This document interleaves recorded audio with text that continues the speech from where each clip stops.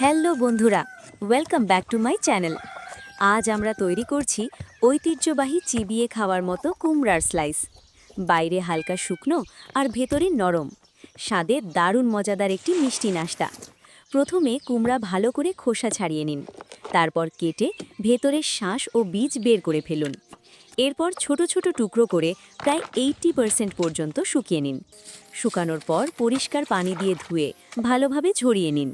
এবার এতে পরিমাণ মতো আঠালো চালের গুঁড়া মেশান, যাতে মিশ্রণটি ভালোভাবে বাঁধে এবং এর গঠন নরম ও ইলাস্টিক হয়।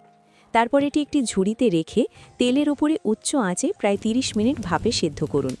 সেদ্ধ হয়ে গেলে এতে সাদা চিনি ও ভাজা সাদা তিল দিয়ে ভালোভাবে মিশিয়ে নিন, যতক্ষণ না এটি পেস্টের মতো হয়ে যায়। এবার এই পেস্টটি একটি পরিষ্কার প্লাস্টিক ব্যাগে হালকা তেল লাগিয়ে পাতলা করে ছড়িয়ে দিন এবং পাতলা স্লাইসের মতো রোল করুন।